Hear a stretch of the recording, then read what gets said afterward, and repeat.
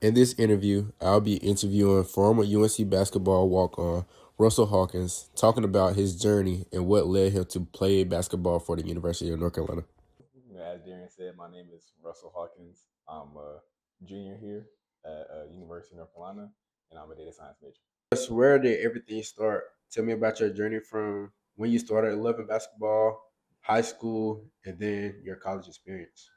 When I was young, um, I played a lot of basketball at the YMCA. My parents would always take me. Uh, I was in summer clubs and stuff there, so that's kind of when my basketball journey began. That's where I fell in love with the game. So I began in rec leagues, and in fifth grade, I started taking it a little more seriously with starting my AAU journey. I played AAU basketball all up until I graduated high school.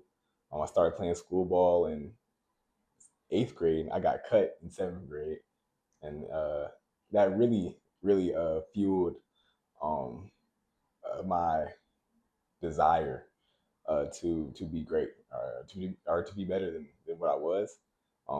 So after getting cut in seventh grade, I worked hard, made the team in eighth grade, and played JV for my high school my freshman year.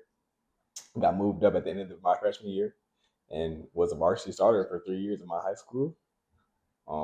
And yeah, when I came to Chapel Hill, I I will say that I had maybe a dream or maybe a hope that I could play or walk on to the basketball team. I did some research. Uh, I knew the walk-ons on the team were going to graduate in my sophomore year or my freshman year. They were going to graduate my freshman year. So I knew I had 1 year to make an impact, and I knew that UNC had a JV team. And although I wasn't planning, or I guess I wasn't betting on me playing varsity. It was always a hope and dream, and I definitely made decisions my freshman year uh, to prioritize workouts and practicing ball when I could have been doing other things.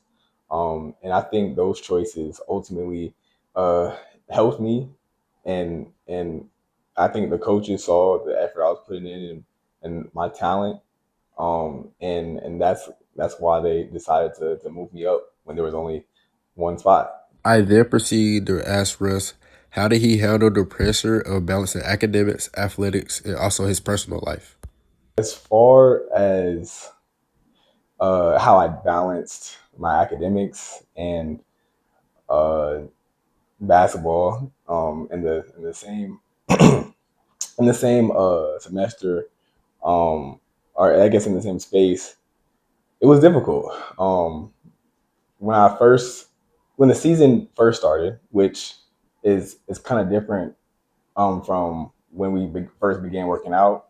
And I'll explain that real quick.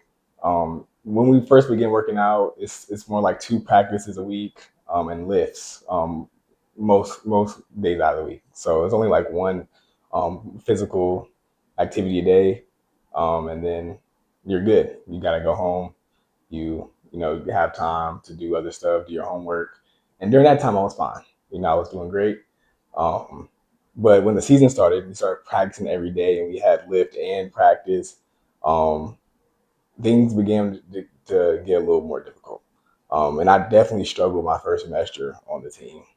But after some time and some adjustment, I learned to manage my time a little bit better, and to